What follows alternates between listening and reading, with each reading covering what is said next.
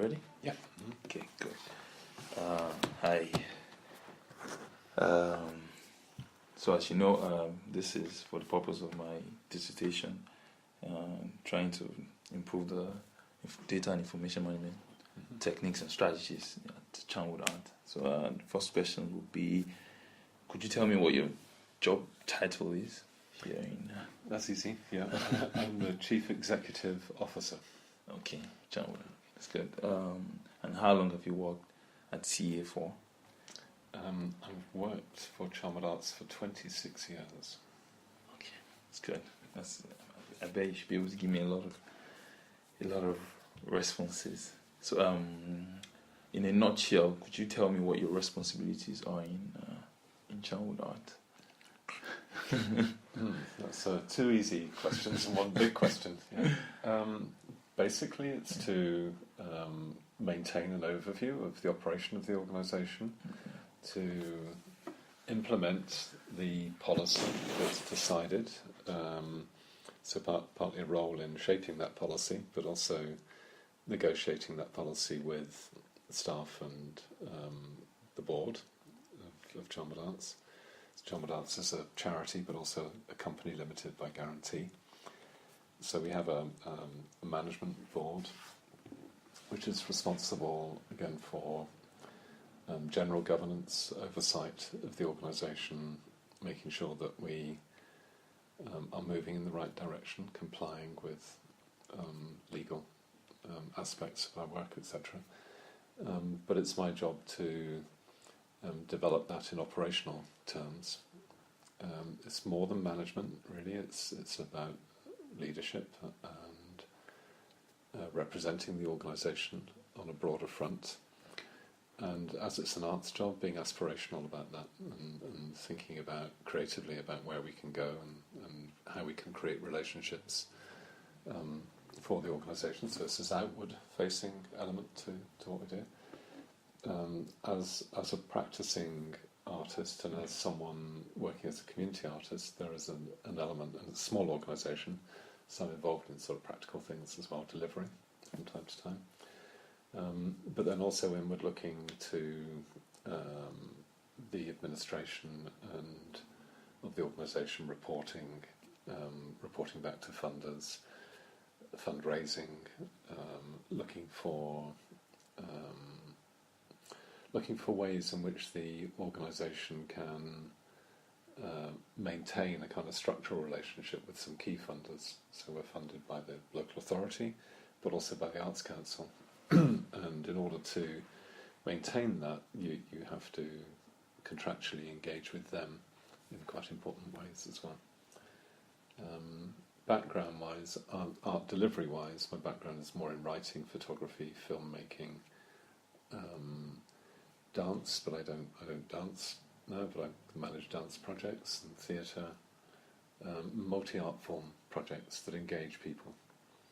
And I suppose one of the things that I've done quite a lot of is publishing, working around publishing and putting exhibitions together, curating exhibitions. Okay. That being said, it's okay to assume that your role at CA has a lot to do with information gathering and use. It's probably the thing that, because of the way I work, because of the rather eclectic way that I work, it's probably the thing that, maybe one of the things that I do most, but also one of the things that ends up more messy than most as well. You know, it's a curious contradiction, because there's an element of the scale of the work that we do and the range of the work that we do means that sort of catching up and managing these things is often quite difficult. Yeah, for me, if I had just that to do and none of the other stuff to do, fine. But the kind of degree of mental gymnastics that I have to do in my work, it's like if you're producing a book, working on an exhibition, having to report to someone, producing a newspaper, doing research for the next 3 projects, managing 5 other relationships, and you've got a major event to pull together. Inevitably it's the major event, because that has to happen by the time. It's that takes over from the other things, so other things get lost. We put more of an emphasis on producing the work, whereas now there is more and more demand for us to report on the work, to not just to justify it, but also to kind of utilise it in a kind of marketing way to improve the position of the organisation. My thought about that is we either need to employ 2 or 3 more people to fulfil all the kind of functions we're being asked to fulfil, and deliver better. But in a time when the money to do that is less likely to be available, we need to find other ways of being more efficient around things like data collection and how we manage data.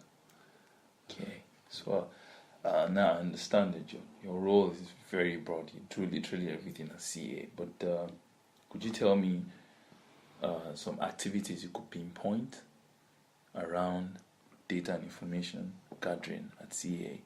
Some particular ones you could lay your mind on right now. Okay. And how you go about doing them. Okay. In its most simplistic form, we're required by the Arts Council to keep tabs on audience numbers. A lot of those audience numbers are estimated, but they want breakdowns in terms of characteristics of the audience, sort of age, ethnicity, disability, etc. So we do that manually. Each staff member does it separately. We're not as systematic about it as we might be, I think. I think that's something that could be easily improved. We are asked to reflect on the work that we do and think about what outcomes there are from the work in terms of change. What has this work changed? In order to do that, again, it can be quite time-consuming to gather that systematically. I think you'll gather from what I'm saying that we're probably not as systematic as we might need to be in this process. Where there are systems, we are sometimes very dependent on other people feeding information back to us, and that can sometimes be a difficulty too. So, for instance, we're working with schools. At the moment, we have a simple set of questions that we need to collect data for something called the Collective Outcomes Framework. We are still struggling to get information from 4 schools that agreed to give us that information. Again, I think we've learned something from that. That as we re-engage, we haven't worked with schools in quite that way for a while. We need to have more formal contracts really to enable that to come through. Okay, so sorry to cut you short, but you mentioned systematic way. In regards to the data collection with schools, do you think there's any way that can be done in a systematic way to make it more fluid? I think apart from the I think we have a clear requirement from them that requirement has been communicated to them, but maybe the internal communication from the people we've set up the arrangement with has not got through to the office. I think people have also got the timing is difficult because people have got very confused by the GDPR thing as well about personal information. So we need to get that clarified by probably personally actually going to not just talking with the head, but talking with the office, and saying this is what's required for this project. So we've done the pilots and sort of seen some of the pitfalls of working with busy schools and where that goes. I think we often need to collect information about things and bring together information about, so for instance, knowing this area, Charnwood, very, very well in different dimensions, like where there are different community groups, where there are different resources that we need to tap into, how we might approach different companies for sponsorship and support, where we might go to access materials that we might use, where we might build up partnerships and relationships to deliver things with people. There's all that kind of information as well, and managing that better in a way that we can access reasonably easily, is becoming increasingly important. How we become aware of opportunity on a wider front, so whether opportunities for funding or where people are looking to build relationships, to find a way of being able to almost like have a dashboard, where we can think, this is what we need, we have, that's my thinking at the moment.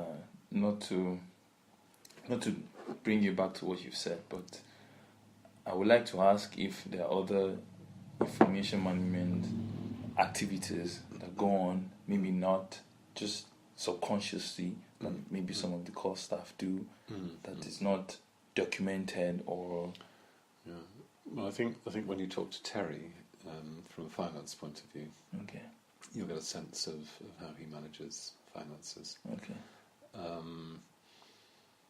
There are, other forms of documentation. Obviously, I'm reporting back to the board, so the board has reports on our progress in terms of where we're going with different projects and programs. The Arts Council demands progress reports from us in relation to projects that we're engaged with. Where we have a commission, then we need to report back. Some of these things are verbal. They're through meetings. And quite a lot of work is through meetings. That's probably my preferred style. I like to be one-to-one with people. Take notes, they take notes. The report goes in from that basis. Where people need written reports, then I do compile written reports.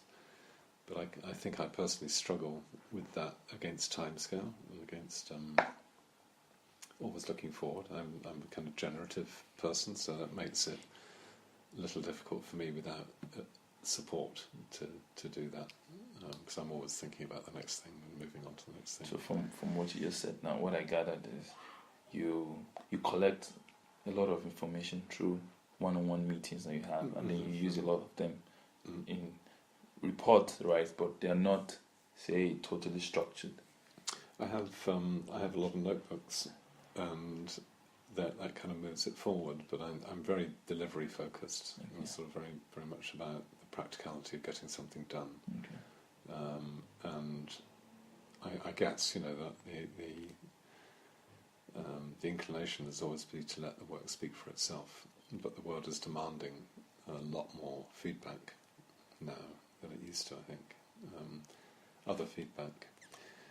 But beyond that, I do have an aspiration to want to be able to speak the impacts and the effects of this organisation better and more widely. And it's sort of about getting. Sometimes it's just so much, it's overwhelming. So it's getting past that to be able to utilise the information in a way that will have an impact and create benefit, not just for us, but for the people we work with. So one of the ways I do that. So this is a way of, if you like, this newspaper, Heart of Three Cities, is a way of bringing together and managing information and information sharing, so that people have a visible representation of where we're at and what we do. And for some people, that is far more effective than a report. It's far more effective Visual than representation, yes. data that they're not going to particularly use. So I'm a photographer. So some of the strength of our representation comes through my photography, not necessarily through words. I agree. As an arts organisation, as an arts focused organisation, a lot of the reporting should be done through forms of art. Otherwise, we're kind of stepping back, from what we do best. And it's sometimes I feel like it can be not utilising my time best to look back. However, having said that, we still learn. I think I don't know if I showed you the old report from 2008-9. It's quite an extensive collection of information there from young people about how we're working with them. Have you seen that? No, I haven't seen that. I don't know if I've got one here. I stole one from Natalie. Let's don't record that. I maybe need to show it to you later. I can't see one around. Let's see. We're required by the Arts Council as well through Audience Finder to collect 380 forms that people fill in every year that tell us a little bit about things, but not a vast amount about things. I'm not sure it's the best method. We probably need to do some work, do more work to understand what it is that we need to know from people in response to our work. Yeah, so it's about taking a step back. We can intuitively do it. We talk to people that we work with a lot of the time, but we're not necessarily recording it, we're responding to it. And that's the difference. It's the difference between giving information outward to other people and how we use it ourselves in a responsive way to relate to the people that we work with. How we adapt and move forward. So I think, as human beings, we are intelligent information gatherers, we are intelligent information users, we are intelligent in the way that we structure things, but we do it different ways, and our way is it's quite a flowing, fluid sort of way. And sometimes when we stop, it's the wrong place and the wrong time to stop, maybe. It's not to say that those things aren't important, but it's where you put the weight of importance. When you said fluid, you mean between you and your audience? Yeah, you talk about information management, and we obviously utilise a lot. I wanted you to elaborate more on what you said about the way you go about it is fluid. I just wanted you to talk more about that. We talk about information management, and in a fluid way, the kind of conversations that we have and the passage of information or knowledge between us is a face-to-face thing, and on that score, there can be gaps in that. So didn't get a message from you about it, or we didn't talk about that. We need to find the time to talk about this. All of that happens. But I think that there's a kind of fairly high level of intelligent information management that is going on, that is fluid. It's the way I see it is that there are two kinds of intelligence in this. One is the naming of things and the structuring and the naming of things, and the other is about the energetic, if you like, fluid adaptation to things. And I think information management is happening in both arenas. One is very structured in a particular format to certain rules, and the other is also structured, but it doesn't appear structured, because you would apply fluidity or organic or in your head to it. It doesn't seem to be structured, but actually for it to work, it is very structured too. But it's structured on a different set of principles, and I think the kind of objective world that controls money and things, and wants to solidify things, has a certain way of thinking about it, a certain structure. I think as a group of artists working in an organisation, we have a different take on that. And it's not to say one is better than the other or more important than the other. They do need to work together. It's just that we tend to go to the more fluid side of things first. And we probably need to learn how to interact with the other way a little bit better, but not to be taken over by it. That's the key thing. So it's when we feel it's taking over, that's when we kind of get a bit twitchy and think that we're losing something that's special about what we do. It's a tricky one. So it's a tricky the fluidity thing. I mean, if we had someone here whose job was just to do those things, then that would make sense, because we'd have someone to communicate those things to who could pick up and do that work. But when we're having to do too much of the mental gymnastics between one and the other, we get in the way of our process. That's where it becomes tricky, really.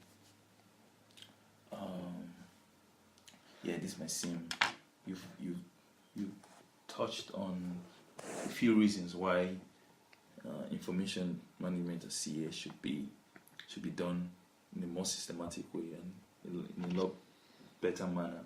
And some of the reasons you gave were requirements by the Arts Council. Mm-hmm. You also mentioned that And the Borough Council. And the Borough Council. and the Borough Council. You also mentioned that it would help improve the position of the organisation by reporting what the organisation do and reporting the impact of the organisation. So I just wanted you to elaborate more on that. How do you think information management is important to the organisation? How do you think it would improve the position of the organisation if it's done efficiently or say in a more systematic way? I think it would remove a certain level of stress from the organisation. That we had a clear understanding of a structure and a format that worked for us more readily, and we've tried to introduce different things at different times, but it's not really worked as well as we might have hoped. I think it has to do with communication. It's about how we establish something that enables us to capture things without it dominating what we do, and probably some form of online capture system that we can just relate to on a regular basis, and that it's kind of designed around our particular needs and ways of thinking would be really helpful. Probably to be able to step back with someone and really look at the nuts and bolts as a group. Maybe for you to do that with us, for us to all be sitting around the table saying, what do we actually need? How do we create something that's easy for us to use, that gives the basic information that's required? Some of it is about review, it's about timetabling. I think it's about how we structure our year, because there are cycles of things that have to be done. And just about being a little bit more religious about saying, well, this is the time this needs to be done, this is when we do it. Whereas we have a slightly laissez-faire, free-form approach to things, which means we're highly productive and highly creative. We don't want to lose that, but I think we have to be realistic about the world we live in and its demands and what it's wanting, because that kind of freedom that we may have experienced for 30 years or more is no longer quite here in the same way. There's a different set of people running the arts funding system and the business of it, and they want different things from it, and want or need to prove a different return from it, in order to keep the money flowing into the system. So I think it is really important that we find something that works for us. I say, we can do something like produce a newspaper. That newspaper contains a ton of information about us, and we put that out as a kind of creative way of putting forward a report, and it works. People go, "Oh, well, okay, didn't know you were doing that." You did all this with these organisations, but you never told us. Well, actually, somewhere in the reports back to the management committee, maybe there was something here, but it's not hitting a wide range of people. So if you've got little time to do something that doesn't just hit 10 people, but hits 100 people of influence, is far more important. It might be the structure is that we need to build up maybe part of the answer of an information, because information management is just about holding information. It's about who it goes out to. Yeah.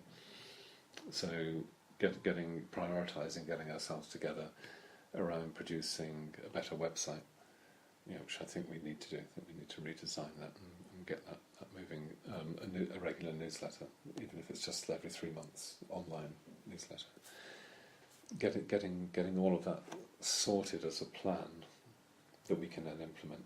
And we don't have lots of money to implement. That's another issue.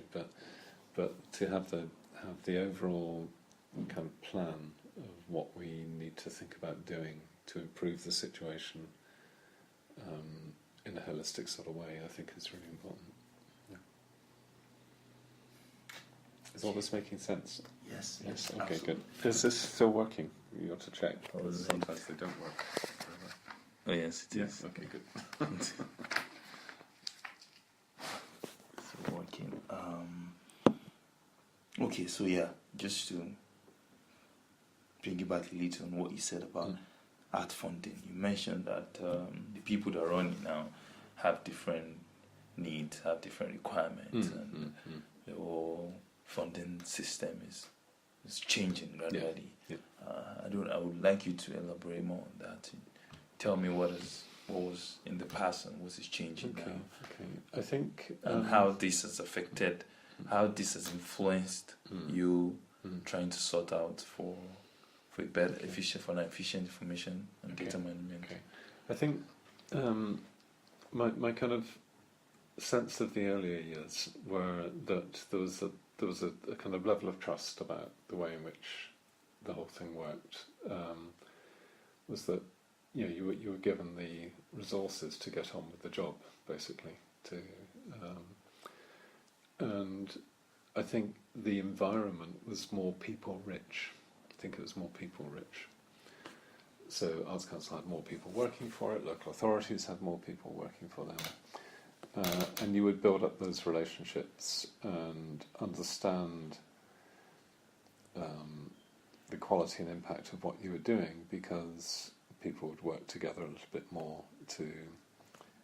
so if we're working with a local authority, they would bring more of the kind of information management development side of it to the relationship. Yeah. Whereas now we're probably in the last 8 or 9 years, we have not had the same level of assistance or practical relationship with those authorities. It's become more on us to collect the information, but in a time when we have been cut financially. So the time that you have to reflect, the time that you have to research, the time that you have to collect, the time that you have to report, the time that you have to analyse, is squeezed more and more. But it's been squeezed more and more at the same time as the arts funding system has become data hungry, very data hungry. And not just data hungry, but data demanding. Yeah. So we've got the kind of perfect storm of losing capacity. Still having high demand from what you produce through the work, because it's competitive, to get arts funding. So productivity remains as high as it can. But on top of that, there is this requirement for more bureaucratic demand. That's one side of it. The other side of it is that the amount of information that's coming to us has increased enormously as well. So the amount of time that we're having to look at and respond to information or changes in systems also becomes more and more demanding. So you've got it feels at times like it's coming at us from all angles. I guess in my job I'm one of the key points of contact for that.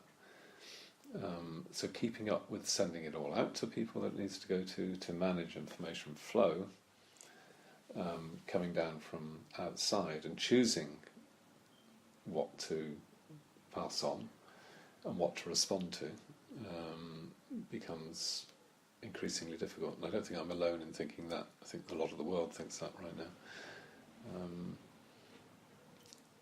Because we operate across a range of things in response to different groups and different people, the amount of things that we have to know about has increased a lot too.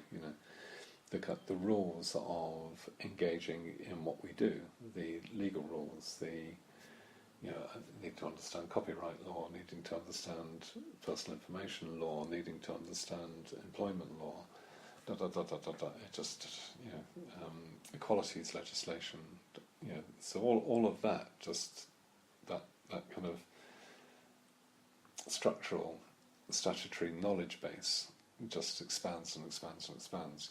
We try to do our best to keep on top of all of that. And then beyond that, there is kind of information flow and management that is about finance and about where our finances are coming from and how they're dealt with, which is largely Terry's job. And there's always a human element to that as well, because I need other managers to communicate that with him. We need to know where we are. And then there is the information about kind of major drives or themes within the arts. So to some degree, where do we sit and where do we play with digital development? Where do we sit and where do we play with event development and management? So a lot of the information coming to us is quite benign. Here's an opportunity for you to do this, or here's an opportunity for you to train and do that. Or we're setting up a new one that arrived the other day. We're setting up a new body in the country to support Asian Mela events. Yeah? We want you to come and be part of this inaugural thing. Okay, another one. But another one might be about this, or another one. So there's a lot of demand to become part of those wider collectives. And again, because we are a diverse organisation, it's like, which one do we go with here? How do we respond? Health and well-being is important to us, but how useful is that really going to be to us? Is attending this group and being part of this group really going to drive forward what we do locally?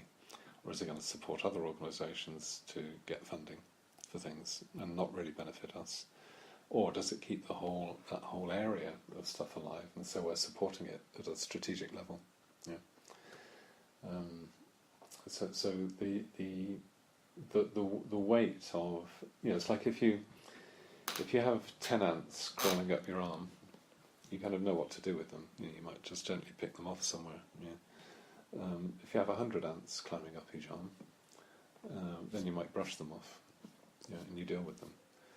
But if you have 10,000 ants climbing up your arm, however hard you brush them off, they're going to be there still, and they're going to go all over you. And sometimes information coming at us feels a bit like that. It can come in different ways. Sometimes it's manageable, sometimes it's not. Years and years ago, I used to operate a plug-in switchboard in a hospital. Yeah, it's quite a big thing to in a hospital because it could be a really important phone call. But sometimes, no matter how fast you worked with this plug-in switchboard, it just got too much. Not very often, but every now and again. And I once asked one of the old hands there, "What do you do? What do you do when this plug-in switchboard gets too much?" And she said, "Just pull them all out." I said, "Well, I can't do that." She said, "Yeah, just pull them all out." But it could be an emergency. It could be something really important. She said, "If it's an emergency, they'll be the first one to get back to you." How did that work out? Yeah, so I think I only ever did it once, and sure enough, the one really important conversation, the most important conversation got back, and then gradually they got back, and you just put them all back in, and everybody's connected again. And it feels like sometimes with this happening, you can't pull them all out, but you can turn the computer off, and then you can go back and pick them up one by one, and begin to restructure what is the most relevant, most important thing, but also not to worry about those things that don't reconnect. Well, these things you mentioned, this overload of information coming at you, is just a result of how data hungry and demanding the arts. Part of that is about time needed to produce data and to find ways of producing and sharing data, and of doing it in a way which has the most effective usefulness for us. So some of the demands are not particularly useful to us, but we're part of a system that's saying, oh, do it this way, do it this way. So the kind of sector or the subsector that I work in, community sector, is going, do we really want to do this? Is this really useful for us? This is not designed for us. This is designed for different types of organisations. But we're being told you have to do it. Well, no, actually, we're an argumentative bunch. If this isn't designed for us, we've talked to the person that designed the blooming system, and they tell us it's not designed for us. So why are you telling us we have to do it? Setting criteria that are meaningful and that we can build from and have relevance is really important. We buy into that. I buy into that. But when it's not sensitive to the situation that we're actually dealing with, then what's the purpose? Just waste my time. And I haven't got time to waste. I really don't have time to waste.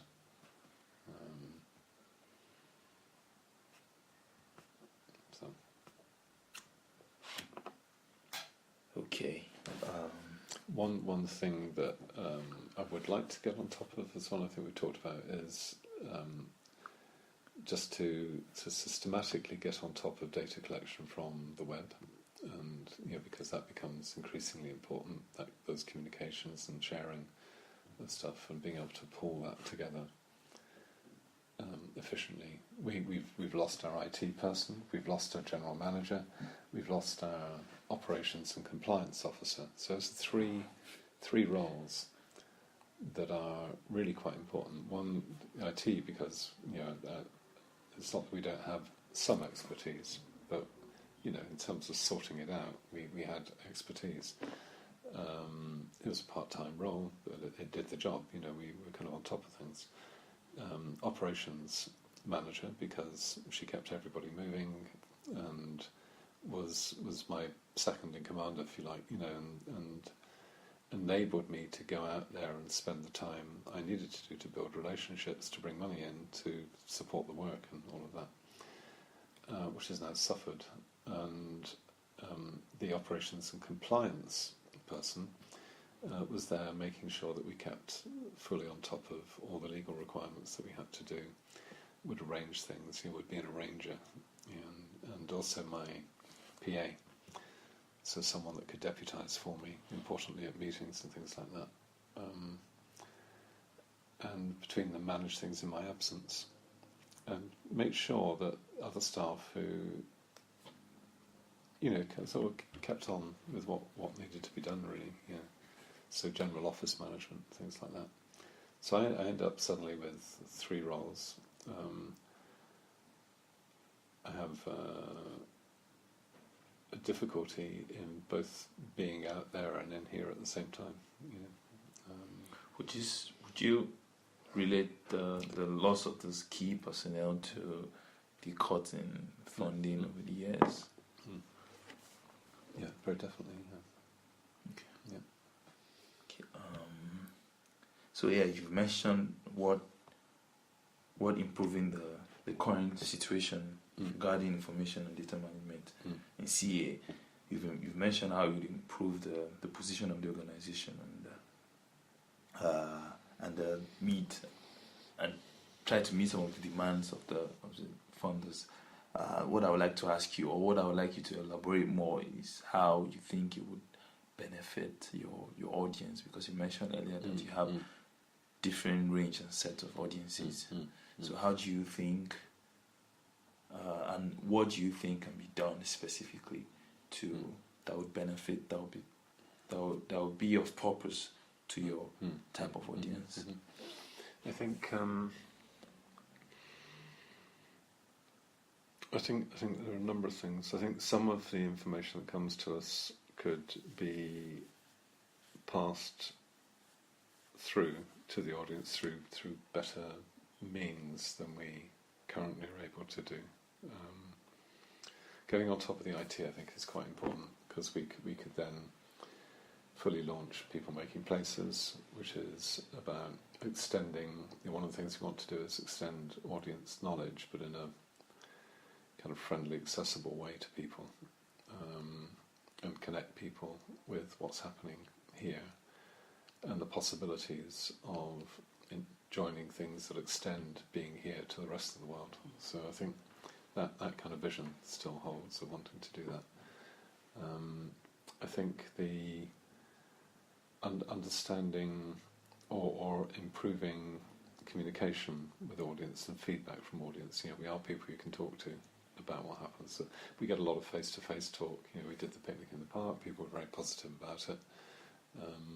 Some of the feedback was ecstatic, but there are other people that think, they may have been to a bigger event in Leicester or Nottingham or London or wherever, think, oh, this is rubbish. I want to have a dialogue with them as well, because maybe if they've got a vision about things, they really care about it, maybe they can help. It's to put it back to people in that way and challenge people back. Okay. I think if we understood better what might be required of a more systematic approach, we would find that there would be volunteers that would help us. So that this problem of people power could be addressed if we had a plan, if we had an idea of how to move things forward. If we had a clearer map of what we need to do and where we need to go, and of how we need to structure our time in order to fulfil that, and where the gaps are. So I think there's a process of analysis that kind of, as I said before, looks at it holistically and just improves our understanding. In September I'll have an away day with the board, and already some of the board members that we have now are becoming more active with us and starting to fill some of the gaps. But there are also other people, who may just really want to spend time doing some of these things to help and have those skills, have those background skills. And if we just had someone chasing us an hour a week for our stats for the week, rather than us getting to the end of a really busy week of dealing with people, dealing with people can, particularly some of the people we work with next door, can be really tiring and demanding. But if we just had someone collating that in a basic way, well, that could also happen electronically. That doesn't have to be a person necessarily. It could happen that there's a reminder that goes ding, come on.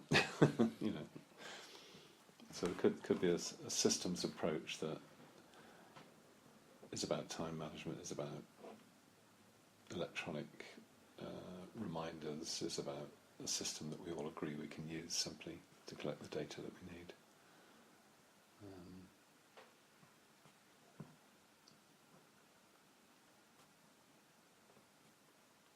But I think it does need to have an element of user input to make it work. I think it has to have a collective input, an agreement to make it work. So the human process is quite important. Yeah. And this agreement will be between... I think essentially it needs to be between us as staff about how we utilise our time effectively to keep on top of that sort of information. I think that we are working against human factors to a certain degree, as you may see when you talk to other people. That, and I include myself in that. I'm also a human factor that may work against this working, simply because of what I've said. I'm very forward focused around the thing that has to be done next, and not the ideal person to collect and collate what comes behind me, really. Not without a kind of major shift away from doing it. So that's the contradiction, that still needs to be done. But this also needs to be coherent. In terms of things coming in, that is about decision making. It's about having coherence about where we go through our planning. So the kind of wider planning of, in terms of the business plan, sets a range of targets that we aim to fulfill.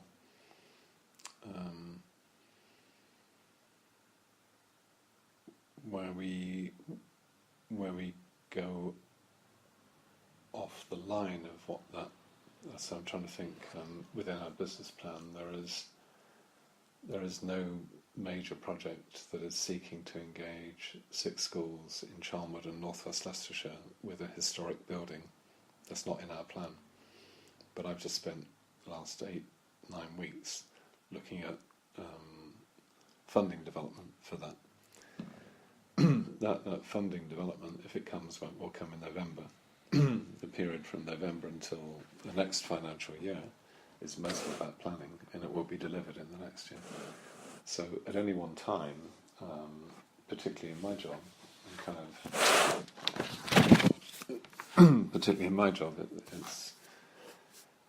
it's like this is the immediate delivery period. There's maybe 3 months.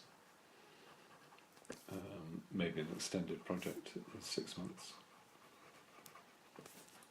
Maybe a longer program is 1 year or 2 years. But the tailback from that 3-month project, maybe 6 months. The tailback from a 2-year project, maybe 1 year. Or if it's an idea that we've tried and tried again to get funding for, it might be 10 years. Yeah. But so at the same time as we are delivering in these periods, we are looking 6 months, 1 year, in terms of a longer program, maybe 5 or 6 years ahead. Yeah. And developing, all of these things come out of developing relationships, developing ideas about how we can get funding, or bringing in information that supports the development of the work that we're trying to do, engaging with other people to sometimes research information that we need to put into a bid, or to understand more what the kind of target is that we're aiming this work at, or what resources we may need to bring in, or who the artists are that are available for it. So each one of those becomes quite a complex thing. And we started off the year with 25 of these things. Some of them have fallen already. They don't all, every plant you put in the ground doesn't grow, but lots of them, some of them have flowered already. Okay. We're into the year, some of them have flowered, they're successful in their own way. Some are creaking into existence, some are starting to mature, some are just emerging from the ground. At different stages. At different stages. And then there are new ones being planted, beyond that original 25. So our approach is not generally understood so well by systems that say you do this, then you do this, and you plan for this, and you do that, and then you do that, and then you plan a program, and they all happen here, and then they're very linear. Whereas our work is not so linear. So this is what you want. No, it's not what I want, but it's what a certain type of delivery does. If you're running a theatre, you know that you have a season. So for that season, you have to gather 10 things. For the next season, you know that you have to gather another 10 things. You may do a festival, which is going to be more complex. So you also go back. It's like this model. You go back, but it's not growing in the same way. The internal structure of it is not the same. You are just having to make connections to deliver these things. Then your really big job, is marketing. Marketing. That's where you need to connect with your audience. Our audience is engaged in the process. It's different thing. maybe if we produce something at the end, that's when we might need an audience, to sell the book. So this World War II book, the Brown book, 1,000 produced. We have maybe delivered 950 of them to people. The audience is probably 2,000 or 3,000, 4,000 people because it's been handed around to people. So we don't know who all that audience is. We could have collected a bit more information from people that took them, but we took information from about 300 people, so we know where they live and things like that.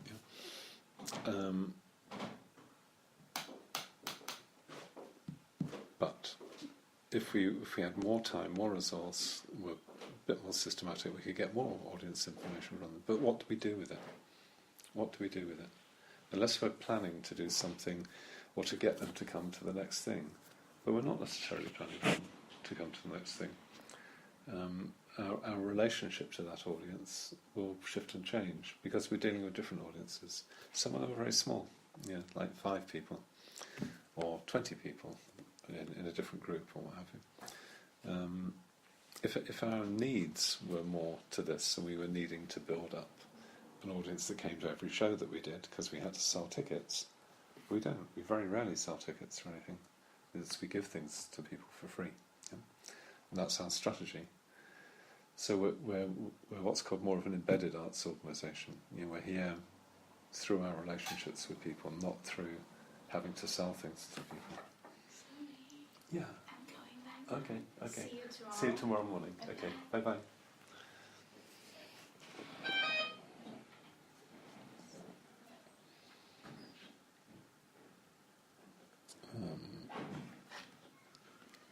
So having that continuity of dialogue, being able to connect people to each other and to connect people to other things that are going on is as important as connecting them to ourselves. So if you look in the back of this thing, a number of pages are dedicated not to things that we're doing, but all those pages are connected to promoting the arts, what other people are doing.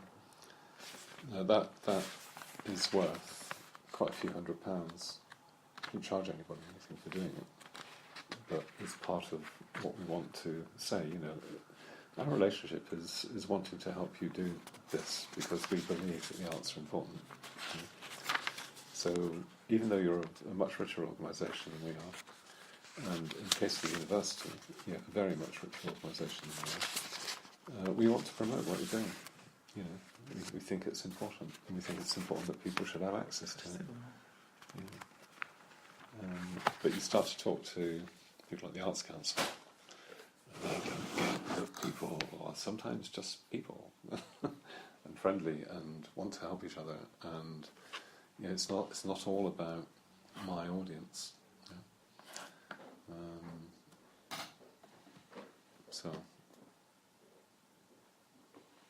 So I think there's a certain amount of thinking with the box, but there has to be a certain amount of thinking without the box, and that makes it more complex in a way because you say that there's like 3 levels of task orientation. One is the recipe approach. And the recipe approach is, I've got a cake to make, so you do this, you do this, you do this, you do this, and if you're lucky, and you get it all right, you've got a cake at the end. And then there's the technical approach. It's okay, I want to build a satellite to go into orbit. So, okay, I might have a recipe that I think is going to work, but actually I'm going to have to do a lot of development and going to move it and shift it. But logically, when I put all these things together, I'll have a technical solution, and the problem is solved. And then you've got complex problems requiring complex solutions. And I think those are the things we're often more engaged in, is about the complex relationships that come with people. People are dynamic, they change, they shift. One of the most complex things of all is to bring a child up, because you don't know which way it's going to go at any particular point. you may try to impose technical solutions and recipes on it, but actually, that child's going to grow up healthy and well-adjusted. You need to understand that you're in a complex set of relationships. So when we're dealing with people with mental health issues or young people that have big issues outside of working with us, when they come, they might not be reacting to what you're doing with them, but something that happened elsewhere, I think we work across all three of those things in the arts, but there's a predominance for us of working in more of that complex area than, say, someone running a theatre, where it's more sort of technical recipe based. You have a certain structure that you work to. You solve the technical problems of staging that work. Where the complex issues are with the actors and the people that are pulling it together and dealing with all the human side of it. Whereas the theatre itself is probably not having to do that. It's if it's a producing theatre, so there is one producing theatre in Leicester. Maybe that kind of verges into that space between the complex and the technical. But we're all the time. We're developing dialogue. We're developing relationships. We're looking at how something can develop out of nothing. In the same way that someone producing a play and bringing together a group of actors is, in the end, kind of that there may be a technical approach to that, but they're having to deal with all the complexities of working with human beings to make that happen. But by the time they get back into the theatre, what the theatre has to deal with largely in terms of marketing and what have you is recipe and technically based. Okay, just to have an overview of things we've discussed so far, I'd like to ask, so what would you say the focus of the organization is now regarding data and information management? Would you say it's data collection from the website or from a channel to engage better with the audience, to be able to tailor and target the audience with what you think they would prefer? Yeah. Or it would be to satisfy the requirements. I know there's certain requirements you have to fulfill, but what would you say the focus of the organization is to fulfill the requirements of the funders, the sponsors, or to be able to collect data to improve the operations of the organization and improve the engagement of it with its audience? I think in terms of data collection, I think the ongoing requirement is that we collect information about the characteristics of our audience. So there's still a demand that we should do that. Okay. So things like age, ethnicity, disability, those issues. I think beyond that, it kind of is useful to know where our audiences are coming from. Okay, so postcode is very useful to us, and it's not something we've done a lot of necessarily in the past, but it's the problem is about it being comprehensive enough, because the numbers of people seeing our work can be very, very large. If we put an exhibition in New Walk Museum. We've had a series of exhibitions there. People coming into that entrance area are all going to see that exhibition. That's 20,000 people a month, but we don't know who they are. Occasionally, someone will write in a visitor book, so we get a bit of information about them, but we really don't know who they are. How important is that? Is an unknown. Without the capacity to actually respond on a large enough scale to that audience, and unlikely to get very much feedback from them. Okay. We're not really. That's not really going to be our primary delivery audience anyway. But the fact that those people are seeing the work is great. That's good. But what if we were more systematic about trying to capture something of their data or trying to capture their interest further? So getting them to sign up to a Facebook page or whatever. Then, if we're deliberate in that way, yes, does become more important. I think understanding the scale of response online and gathering that information and driving that engagement further is something that we should look at seriously.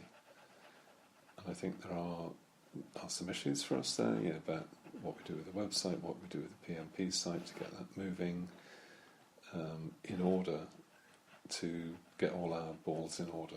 There's something practical we have to solve to move that forward. But I think that's really important. Knowing how we are going to do that is going to be very important. And I think the third thing, so one is something that we're doing already that I think we could systematically do a little bit better. Two is something we need to learn how to do and have some kind of understanding of just the technical knowledge to be able to do it in a way. Yeah? And the third thing I think is about being able to work more with feedback and stories about the work. So the information management issue there is about being able to collate and disseminate information about the effect and impact of our work. One of the problems with that has been that some of our work, some of the best work we do maybe is confidential. It's not work that we can share with the general public because the people who we are working with are very vulnerable and may have stories they don't want anybody else to know about. But the fact that they have improved, so we need to be smart about how we tell those stories. And sometimes we hold ourselves back. We often hold ourselves back because we don't want to embarrass people who would be recognised by telling the story. Even if we anonymised it, they would be recognised. So there are ethical issues there. And these are things you want to share. But we kind of would want to share because it's important to know that the value of supporting us enables these things to happen. These changes to happen in people's lives. So it's a thorny one. That's and that has to be, I guess, at the end, about the quality of the relationship we have with people, and respect. We need to maintain respect for people, but it can also be about how creative can we be in telling that story. So people tell stories by making films and anonymising them. People tell stories by like what we just saw.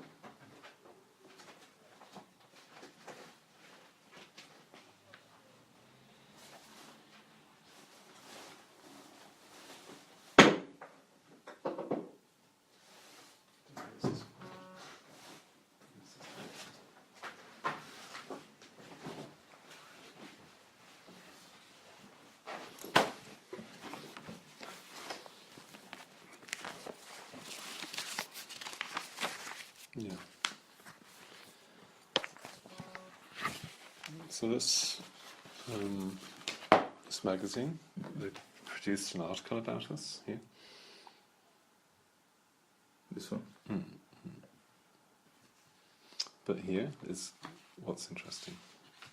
So we tell two stories here. Oh, that's yours. Sorry.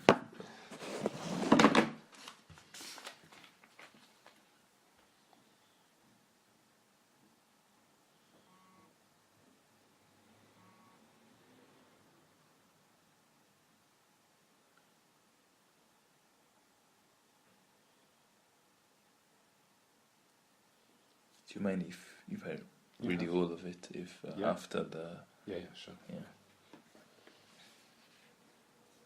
Just that's fine. So yeah, to carry on. Obviously, you've mentioned PMP, people making places, like a couple of times now. I would just like you to describe what it is in your words. Very simply, people making places is a way of focusing our work in the arts and promoting the work other people are doing around arts, culture and heritage through an online-offline project that kind of marries those perspectives together.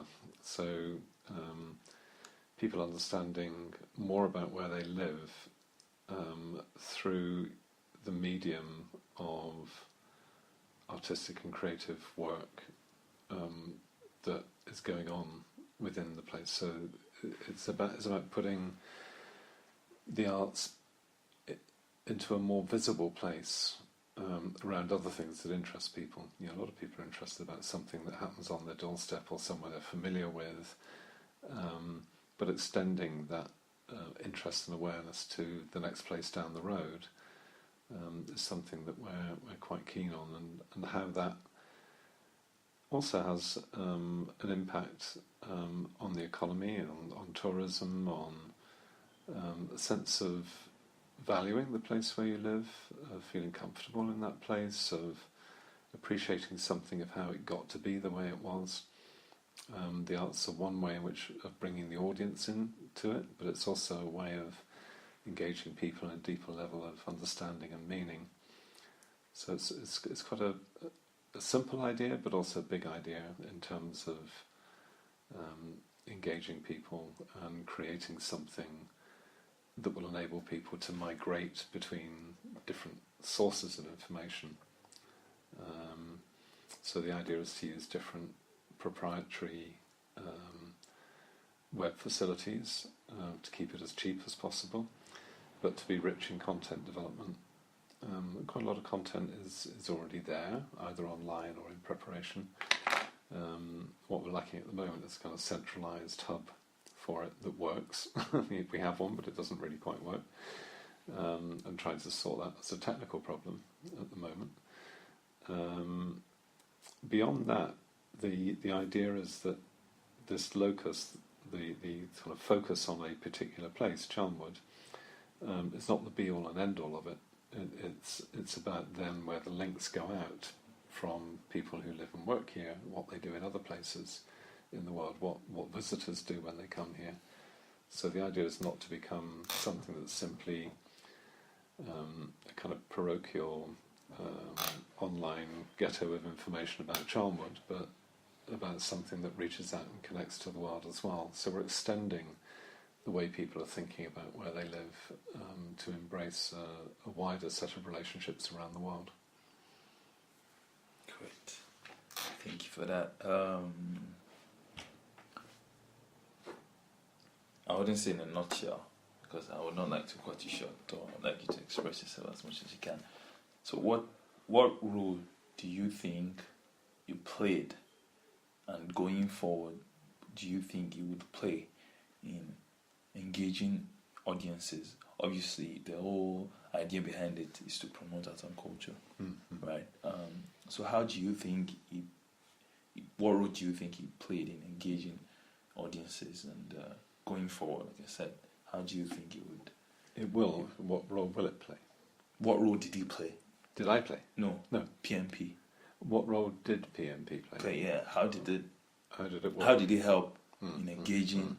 How did it help Charnwood Art in engaging audiences? And how do you think it might further help Charnwood Art in engaging audiences going forward? Okay. I think the original PMP, which was a Millennium project, so it's kind of developed in 1999, had a very strong focus on enlarging the number of people that we engage with, so partly through schools, partly through community projects, and as much in giving people the opportunity to develop their own projects that would fit in. So rather than just being just about us delivering, it was about stimulating the support for people to create their own projects, thus bringing their own audiences to the work. And the focus of the live programme, which was very outgoing, meant that we were engaging new audiences, not just the usual suspects. And because the scale of what we were doing online was new, that there weren't many people doing what we were doing, particularly not at the scale of this organisation. It was quite exciting for people because they'd just not seen anything like it before. So it drew and sustained even beyond the point where the internet had moved so far ahead that it was no longer really working properly, but it was still sustaining a lot of visits, and which surprised us, which is why we went back and looked at it again. Part of the idea of it is about developing, expanding audiences, because you're making connections to a whole set of new interests, to groups that wouldn't normally engage in one thing. You're kind of encouraging them to look at something else, and because it's locally based, it kind of seems to pick the interest of people, to want to know about the next thing locally that they didn't know about. Okay.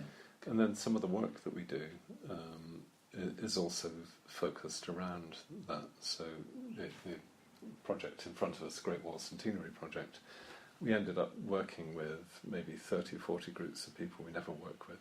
Not people, but groups of people. Yeah. Engaging them in the next stage of something that comes out of that original project, is a way of just always increasing the range of people that you're working with and the range of delivery. But as it goes on, that we see the thing becoming more self-sustaining, that more and more people will want to contribute something to it, or want to produce things for it, or see their work in some way represented in it. So we're kind of capturing. It's not just about producing a relationship for ourselves with an audience, but it's about enabling a facility that other people can use, or drive audiences to them through as well. So it's not all about driving an audience to us, but about increasing the engagement of people in arts, culture and heritage, and an awareness of Charnwood. It's not just for people in Charnwood, obviously. A lot of the people that come to these websites are from outside Charnwood.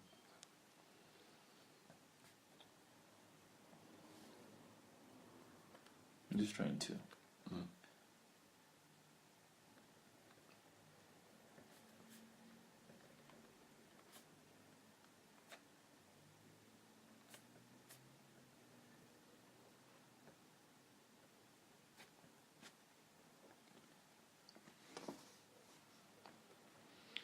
I think we've been quite distracted by some other things that we've had to do as an organisation. One of which is about how we might house ourselves better. So, big distraction for us has been about looking to create this idea of the generator building, which will shape. If that happens, it will shape the way we are as an organisation. I'm having other conversations now about embedding ourselves in the community in a different way. Rather than going down the creative industries route, being embedded somewhere else within the town that will shape us in a different way. That creates some difficulty around long-term planning, depending on which way we go. But all that's coming to a head now, I think.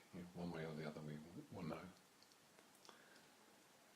Okay, just to conclude the interview, I'll just ask quite a broad question. How would you? Okay, there are two bits to it. The first one is what are the changes you would suggest to making PMP a better platform to what it was compared to what it was, considering the the technologies now, considering the demand of the art community, considering the demand of the funders and the sponsors, what changes would you suggest to say improving audience reach or improving the position of the organization? What are the things you would suggest, or what are the things you would recommend? Okay, it's more than one question there. Yes, it's more than one question. Do you want me to rephrase? Yeah, well, the first one about PMP. Our strategy is that it needs to be sustainable. Okay. So the idea of before, what happened was that we invested a lot of time, not necessarily money, but a lot of time and effort in producing something that was kind of ahead of its game for a period of time, and then poof, it wasn't anymore. And I don't want to rush into that. You know, I do want to see something happen, but I don't want to rush into something that doesn't sustain itself. You know, I want to future-proof it in some way. So one way of future-proofing it as a strategy seemed to be to go with some of the bigger companies to host different elements of it. But I'm watching that carefully as well. I mean, you get something like Flickr, for instance, has changed hands twice since we started this. SmugMug have taken it over now. They say they're not going to change it. But actually the vulnerability of even the big players, you know, is a little concerning.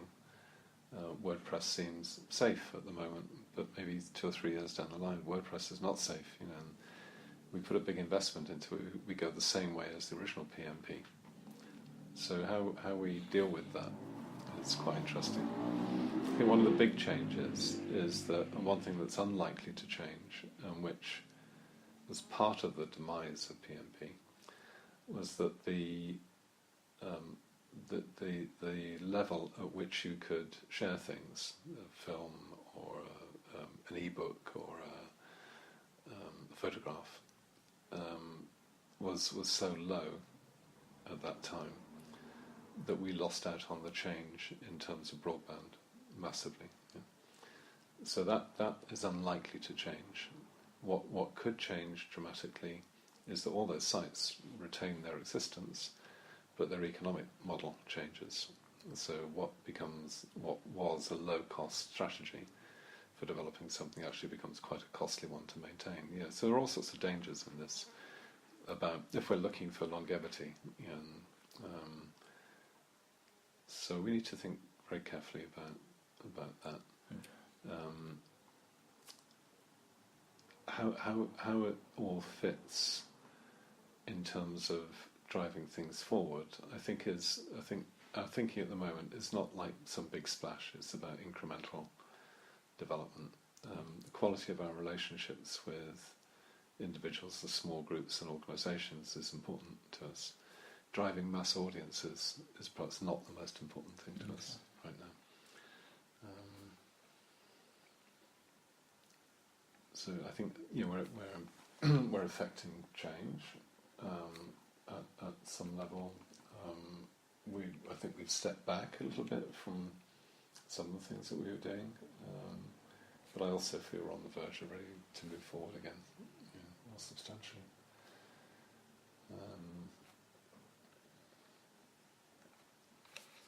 So that's the first thing. Then, yeah, so we are going on to talk about the organisation and so on. I think a key factor for us is about where we live and who we live with as an organisation. It's like if you're single, you may be working 5 days a week for whoever you work for, but if you get married, you're working this 5 days a week, but it has a slightly different feel to it, you know, about where you go and how it works, what comes out of it. And I think we are in a position where we may be married to other organisations that have different expectations and different routes for us and for them. So we kind of share a vision with a community organisation that has a large building already, and they very much want us to get married to them. And we share a long-term courtship with another organisation, that would also, or also plans for us to get married, and operate together. One is more concerned perhaps outwardly with the world outside Charnwood and business and developing skills and training and a venue that will attract a certain type of person, maybe. Whereas our role within it is about saying, well, you might want to attract a certain type of person, but we might want to attract different people. The other organisation... That's the Arts Council. That's the kind of generator idea and everything there. The other kind of marriage would be to a community organisation that wants to attract people locally, maybe a wider kind of range of people that crosses over into the other marriage. But it's not really there to serve the people that are most outward looking from you. So there's a kind of community development that looks into the community of Loughborough, or part of Loughborough, and there's one that looks more out, much more widely, across the region, across internationally maybe. So we have to decide, if we go down this community route, we still want to keep the international work alive. It's not, our interest is not just in the parochial, as important as that is to us. If we go down the other route, we don't want to just become outward looking and forget the parochial, the local. So both offer opportunities for us, but both shift us in slightly different directions. And the sooner we get that one resolved, the better, really. And maybe neither work and we end up staying here, in which case we need to restructure what we do to make this more effective. Because we are probably trying to do too many different things and not pulling it all together under one roof. Yeah, it all boils down to what you said about planning and setting targets and whatnot. And if there are, in a way, I think if we're really going to pool our resources behind people making places as a strategy, we need to stop everything else we're doing. Painful as that might be, we need to just stop everything, take stock. Because we've been working at this for years and years and years without really having the time to take a real step back. And it's just demand after demand after demand after demand. And I just think we need that little bit of time to step back from it all and say, right, now we're going to do this. I think every 7, 8, 9 years, Charnwood Arts has reinvented itself. It's become something a little bit different. And it feels like we're on the cusp of becoming something different right now. And I think people making places is the vehicle, is the route by which we can do it. Because it can become anything. One of the most important things it is a focal point for how we work.